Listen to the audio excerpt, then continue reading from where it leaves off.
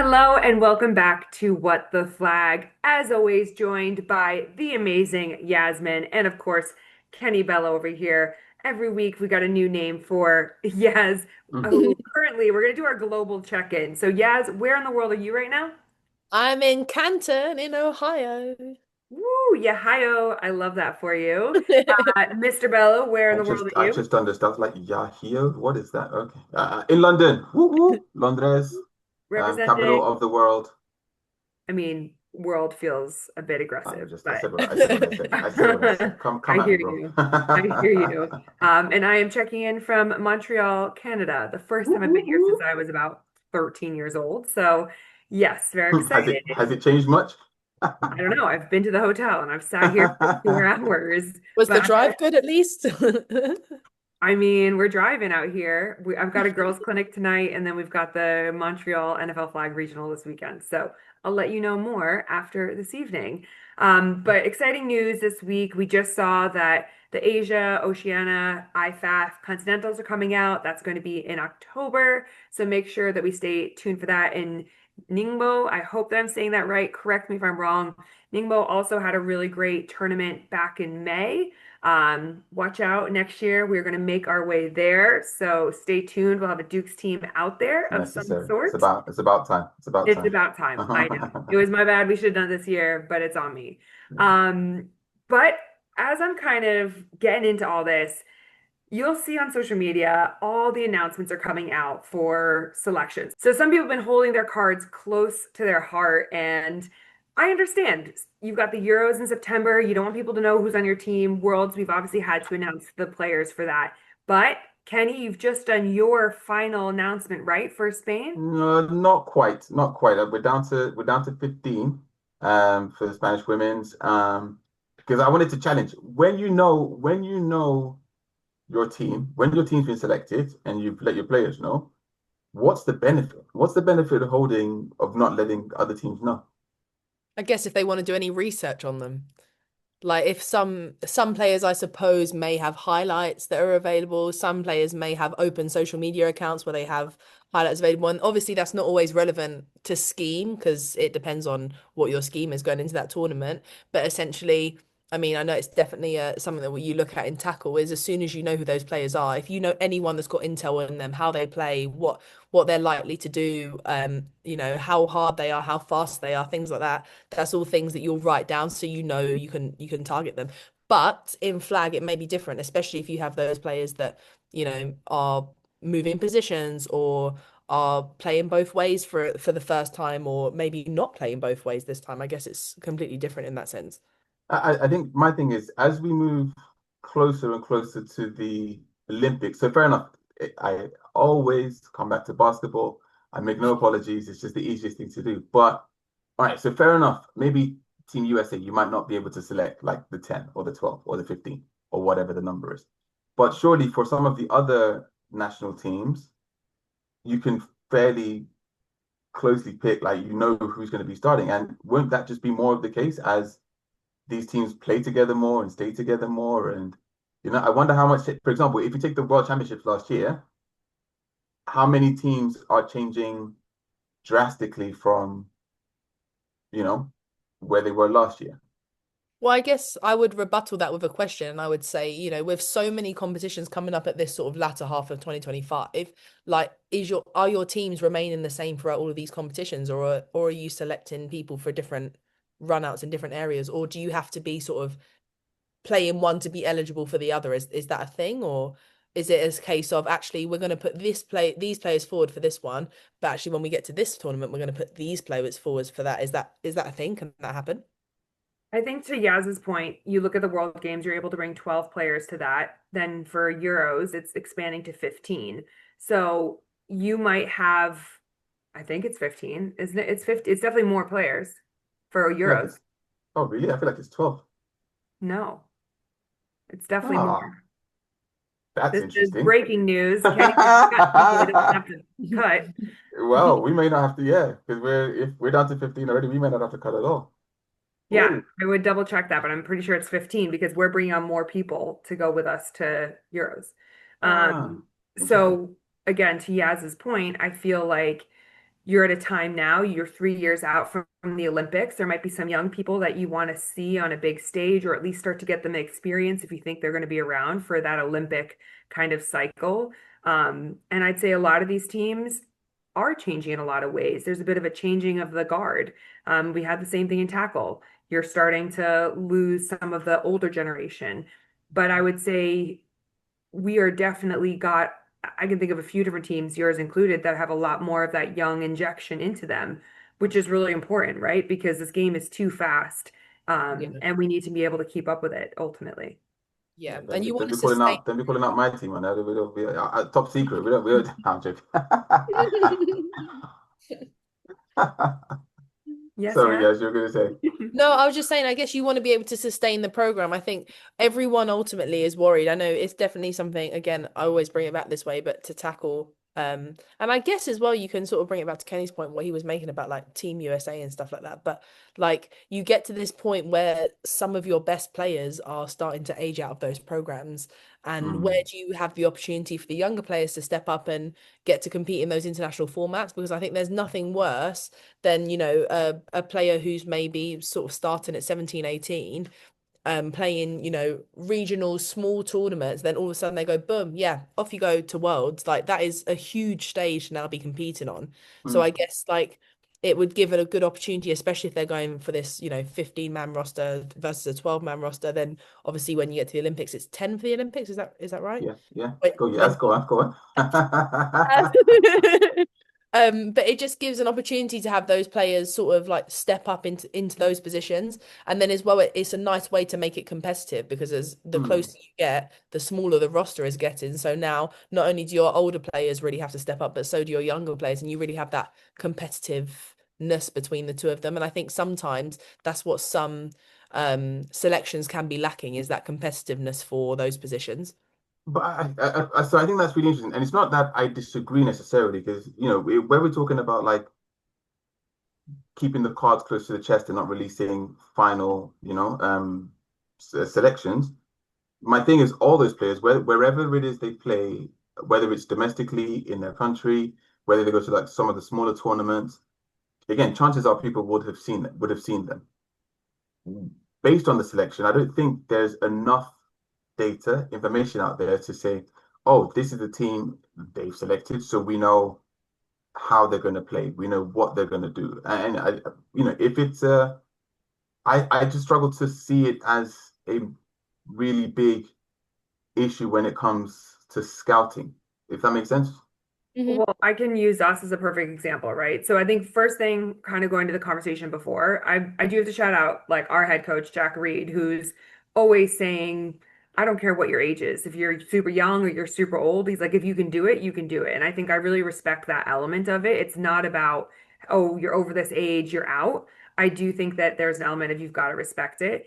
And then I think the other part of it is people will look at our roster for World Games and we might be missing our starting quarterback. That changes what you're going to expect from us ultimately. So, who are our coaching staff? I think those are all things that people look at. And there's no way that you Hmm. can't look at that and be like, dang, I'm gonna, I'm not outing her right now, but like Rebecca Landa's taking a little bit of a break. She's the top rusher out there. She's Hmm. openly Hmm. said she's just taking a little bit of a break. She'll come back to it, but people are going to look at Team Mexico and be like, dang, you don't have the best female rusher rushing for you. Do you Yeah. think that's going to surely change what your offensive game plan is? I Should it? love you, Rebecca. I hope not.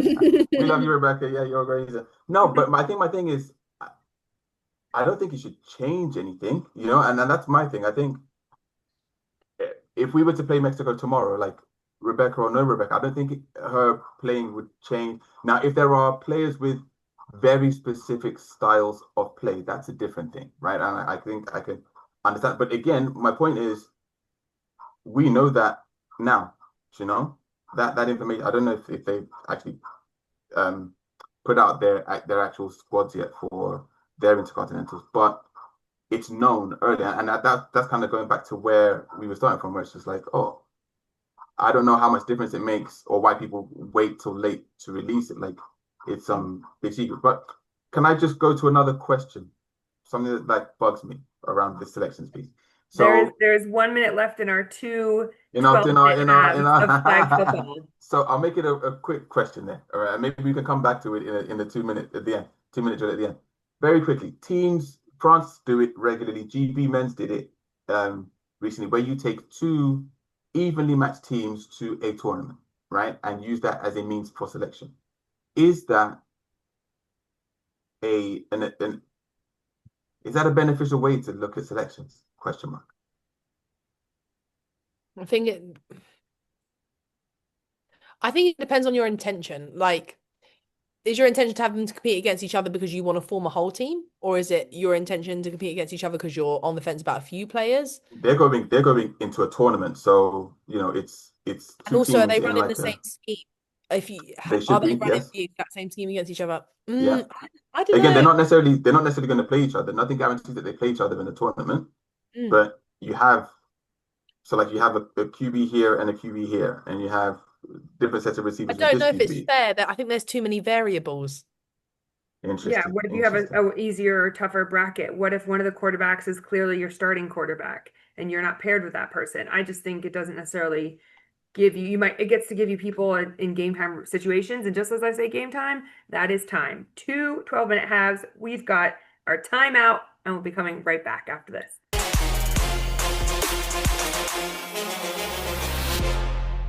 Welcome back. As we're thinking about flag football, there are so many different formats. I mean, our Team GB women were just out in the States a couple weeks ago, and we played in two different tournaments, two different styles of play, two different rules. And when you look across, you've got fives, you've got sevens, you've got fives contact, you've got eights, you've got nines, you've got 11s. I mean, there are so many different styles of flag football. And Silly, silly, silly, silly, silly. I didn't even ask the question yet. You're already going silly. But I would say that in Europe, we do tend to just play fives and specifically follow IFAF rules fives. I know in France they started doing a little bit of sevens as well. Um, Jag tag used to be sevens, but in America, I ask a lot of questions because, and I think in other places as well, but the officials have to learn all these different styles of rules. The players have to learn all these different styles of rules. Do we think that this hurts or helps the development and growth of the game globally? I'll say silly one more time and then I'll dive right in. No, so and as this is coming from the point of view of someone who's kind of played a lot of the different variations and whatever, but also kind of coached some and seen a lot of what I would consider strange things. I think the biggest gripe I have with it is I fully understand it within the States, okay, because so many people want to play football. So many people don't want necessarily to play tackle. So to give the different variations, it makes a bit more sense because it just gives you more opportunities to play. And that's always a big tenet for me. Like chances to play, chances to get out there, run around with your mates. You might want a bit more contact, something a bit more physical. You might want, something that's no contact at all, whatever. Within the States, it makes sense. But outside of the States, where for the rest of literally the globe, you are trying to grow a sport, it can make it very confusing for those that are learning the sport because we don't have to go very far. We could take Blessing came out there with you. Our producer Blessing was out there with you, and one of the things he said was like it was so confusing. Seeing all these different formats, like a rule that is not allowed in IFAF 5-on-5 flag is you are not allowed to raise the level of your flag. But to be on a sideline in the States at a tournament and watch, ball carriers literally jumping in the air, like I'm like, it boggles the mind. And I think it's ultimately very detrimental where you're trying to teach a new sport. But, you mentioned Jag Tag. BAFA had their own rules. This is for a kid in London who goes to play flag. You go to one place, it's a different set of rules, different field size, different number of players. Playbooks are different. It's so many changes. And then you go somewhere else and it's 5-on-5 IFAF rules, which are very specific and, which are different again from NFL flag rules, which have the no run zones before the halfway line, or they have a quote unquote punt within there.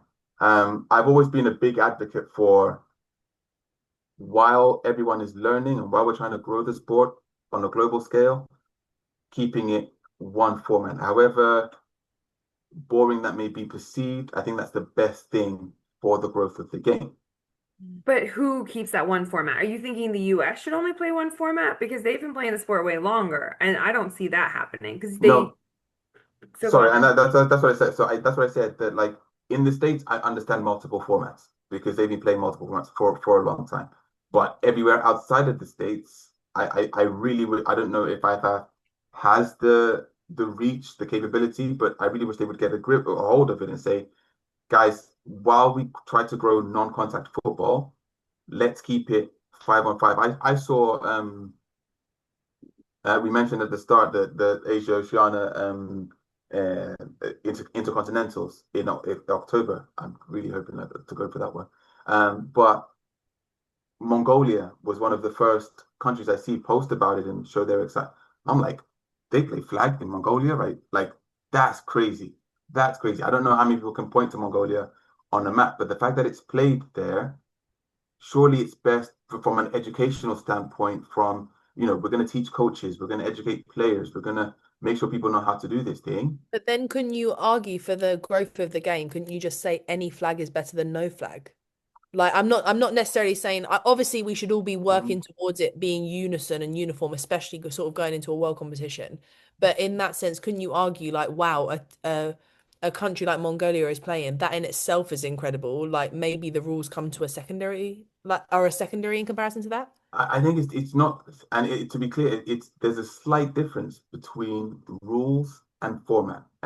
Yes, the two are very strongly linked, but getting a football in anyone's hands is proven scientifically, analytically, whatever. It's proven to increase their chance of becoming fans and staying fans of the sport. Mhm. But I think, at the risk of, because I think confusion is the quickest way to damage the growth of the game. For someone who's new to it, if it's like, oh, I watched that time, I was kind of starting to get the hang of it, but wait, this time there's more players on the field and they're jumping, where last time that dude jumped and they said that wasn't allowed, or what. Like, I think confusion is the biggest risk to damaging the growth of the game, because it speaks to the understanding, or therefore the lack of understanding, and can make things really difficult for people trying to pick it up. Okay, so how would you suggest like you spread those rules? Like how would you suggest you encourage those smaller communities to sort of stick to the main rules per se? Because I don't know if it's been published yet. That's my bad research. But like are the are the Olympics planning on following USA rules? Are they planning on following IFAF rules? Are they planning on following So it would make sense, and especially considering we know that it's 10 on each team, it's likely, more than likely, going to be IFAF 5-on-5 rules, 5-on-5 rules. That's what makes the most sense. However, to your question, I think what it really requires is collaboration from the biggest organizations, the agree? NFL, IFAF, all the national governing bodies, to say, hey, like, if we're gonna promote and push and work on the growth of this game in our respected regions and countries and geographical areas, Yeah. let's all make sure we're teaching this. Because then, if you think about resources for coaching education, people who are watching videos and learning how to play a position and whatever, like, Yeah, it helps to have everything on the same agreed. page rather than, lots of different pages. And you could argue there was an advantage there, right? If Europe are playing one way and America are playing another, like if that's how Europe play, and Europe tend to have a few more sort of inter-country competitions because they're so close to each other. That's a big advantage, right, for Europe to be able to be playing one set of rules that then the Olympics go, oh, we're going to use your set of rules, and then all of a sudden Team USA might be like, Well, sorry, like it's our sport. and to that point, right? I'll ask Phoebe this. Like, what's the one thing that most American teams struggle with when they come to Europe or just away from the States to play? Understanding our accents. What? Who said That was perfect. I think it's the IFAF rules are very strict on the non-contact element. And I think that's probably the biggest thing is is having to adjust, and there's a bit more body control that has to come into play. You just can't be as physical. But I just want to kind of ask, when we're talking about these different countries and learning to play flag football, not every country wants to be playing international. Not every player wants to be playing IFAF. Some of them, like when I was still playing tackle, even now, I love contact fives. Like that was one of my favorite versions of the sport where you just get to like five aside, beat someone up a little bit, then you release on a route. Like there is nothing better than that. So I think there's a time and place. And I think there's also an element where all three of us come from a really like national program mentality, but actually like, they've got Skamoog on the East Coast. Like sometimes you just want to go beat someone up, like legally, and get Yeah. out there. You know what I mean? So I do think that it doesn't have to always be, hey, this is national program. These are the rules. We're getting better every play. Like sometimes you just want to run around and, have fun. But so I think to be clear, I'm not necessarily, I'm not coming from, I wasn't even coming from a national program standpoint. I'm talking about like parents want to get their kids into the sport. Kids, want to play and so on and so forth. Like, as much as I totally agree about that, kind of some people still seeking contact piece, low key. Like, there are also, I would argue, way more people, myself included, who I don't look at it. Don't touch me. Don't touch me. Let me run free. And I hear that, but what if you're also in a country where what are your facilities, right? Maybe it doesn't allow for a full five-side pitch, but or maybe beach flag football is a much more appropriate because you've got so many beaches around you, Yeah. or I think there's just so many different avenues. Maybe you've got so many kids that want to play that seven-a-side makes sense for you. I just think that, even in high school in the States and college, that's seven screens, right? Where you've got one player who's blocking essentially, you've got a rusher close to the line of scrimmage. Right now, I know the NFHS is trying to make sure everyone's on the same rule set, but everyone's been playing different rules in that, which Mm. I'll agree that has not been great. Everyone should be on the same page. We're not reinventing the wheel here. We're all playing the same standard. And if you're looking at that pathway, high school into college, then it would make sense that you're following that same path. I mean, But I you've know. just, I mean, that's essentially my point there, where that's in the States, right? Where it's people playing at least the same number of people, but then the rules are changing. So I could go to high school I'm going to make all of this up, I could be totally wrong. But if I play high school in New York and then I go to Ottawa, which I know for certain is not in New York, right? There could be different sets of rules, essentially. And then I'm having to tweak what I know. And again, it just doesn't, I don't see how that helps the growth of the game. And what is the reason for that? Like, there's no real reason why. Because the intention is different. Because for some people it may just be social or fun, and other people it may be because the intention is But that, competitive. why does that change the format or the rules? You have the Because space, you have the fields. This is so speaking specifically to like high school and college flag in the States, right? You have the facilities, you have the space, you have the players, you have the knowledge and the education. Why not have one set of rules? I guess I don't know, like Don't justify it. There's no right reason. There's none. well, no, I'd compare it, like it depends as well on ease. Like I know when I coach sometimes, like after a contact session, like we'll let them have a game of like touch football, and like that's a weird variation of flag, but the rules are like not similar at all. But it's just to get them running about, to get them having a bit of fun, to get them to sort of like enjoy something like a post practice. It's not always necessarily for the competitiveness. Sometimes it's just a little bit of enjoyment, and you can scrape together some rules for them to follow.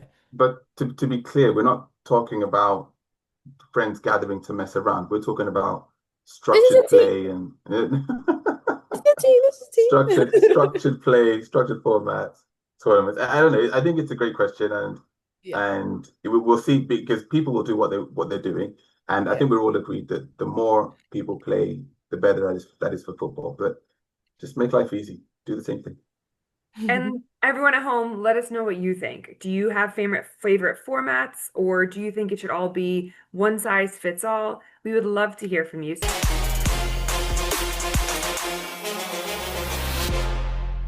Less than 24 hours, you're going to be playing in the WFA National Final. We just want a bare bones, no holds barred, take on just what your experience is, what you're feeling in this moment, how it's been getting because you're in Canton, Ohio. Like just give us everything. It's an on time down, so take your time. Just give us the full picture. So We arrived here on Thursday night. It was a 6 hour journey, so we came up by bus. It was super uncomfortable when you are any taller than 5'10". I mean, I'm 6'1" on a good day. So anything taller than 5'10", it is the most uncomfortable coach journey. Um, and we got up here about sort of 3 o'clock, went straight into training. And honestly, since we've been at training, it's just been full steam ahead this weekend. We've been training, we've had team meetings, we obviously have dinner together, classroom, and it's kind of like what you would imagine and like a national team camp to be, but just so much more intense. Like I've said it before on the pod, like everything is so much bigger in America. Even yesterday we had a meet and greet. We had to go and collect our all-American team uniforms, and part of that whole sort of celebration and ceremony was that there was a DJ, there was the opportunity to like see other teams. Um, it was a whole event, which was really, really nice. It was a great mixer. It's a really nice way as well to see players from teams that you've played in the league and then obviously you don't see again. So I got to see some of the girls from Minnesota, some of the girls from Pittsburgh, and it was really nice to get the opportunity to sort of just see them again in an environment that's a lot more casual as opposed to competitive. Our competitors were not there. They were traveling yesterday, so we didn't actually see St. Louis. Which I think is actually a good thing. I think before a game, I don't think there's really much benefit in seeing your competitors before you play. I think personally part of the whole preparation, and it's always something that we've done at club level, is to have that sort of separation so you get that real sort of, I don't know if rivalry is the right word, but I think like there's a lot to bring from that. I think if they're sort of unseen and you haven't seen them. Um, it's been a really, really sort of like long journey to get to this point. If you'd asked me sort of like maybe 3 months ago, did I think that we were going to be in Canton? It was always a possibility, but I don't think I ever really thought that we would actually be here. I think a lot of this whole experience has been very like a very pinch me moment. If I'm honest, when we were playing the Pittsburgh game the last time, I kind of thought by the third quarter, I thought that was it. I was shocked to sort of see that we were as far as we were and that we were going to beat them. And if I'm honest, it was probably like a really hard realization for me. I think I'd sort of resigned to the fact that I was going home. And I didn't realize how incredibly homesick I was until that game. It didn't help that I was also sick that whole week, but I literally spent the whole day crying. If I wasn't sick, I had like shivers. I couldn't get through warm up. I was like, oh my God, I can't play the game. And then there was this moment, which I know sounds awful, like that when we were losing, I was like, oh, like I'm gonna go home, like I'm gonna go see my mom, I'm gonna go see my grandparents, like and then we won. And as happy as I was that we won, there was also this realization I was like, oh no, like that's like another 2 weeks that I'm now like out here and away from everyone. And the team was so amazing. Like they sent me home and I got to spend 5 days back in the UK, and honestly so much better for it. Like I came back like ready to play the game. I think sometimes you get so wrapped up in the sort of like process of like sports and like being in the game and like your training and the classroom, and as a team we spend a lot of time together, like Monday classroom, Tuesday training, Wednesday classroom, Thursday training, Friday sometimes we have team dinner, Saturday we have training if we're not having a game. Like we spend an awful amount of time together, and it's amazing for like the bonds that you have on the field and um you know how that translates on the field. I think there's nothing quite like the cohesion that you get off the field when you spend that time with your team. But I think there's also a lot to be said by having that support system from your family. And I think that's one thing that um, I've really missed. I think like just looking up at the stands and like having your family there, or like, just anyone there that's supporting you when everyone else has had their family like running onto the pitch at the end of the game. Um, it also meant me being like out here has also meant that I'm missing my cousin's wedding, which is we've spoken about it before about sacrifice. I think ultimately I've made the right decision by staying, and although I am sure that there will be something else that I'll have to face when I get home. Like, I think everyone knows that I've made the right choice. I think she'll understand that I've made the right choice. I think I know that I've made the right choice. And, you know, moments like this don't come around every day. And I'm not saying that weddings do, but like I will always be a figure in her life. I will always be a figure in their life. I will always support that. I just don't think a national championship in the US is something that will come around again. You know, even if I came out here again next year, there's no guarantee we'd actually get to the finals. And I think these are things you have to take by both, you know, by both hands. And I think, you know, if it's your career, these are just the decisions that you have to make. And it's sad when collateral just so happens to be family, especially family you're close to. But like in the long term, like they will understand it. It is what it is. That's really horrible to say, but there we go.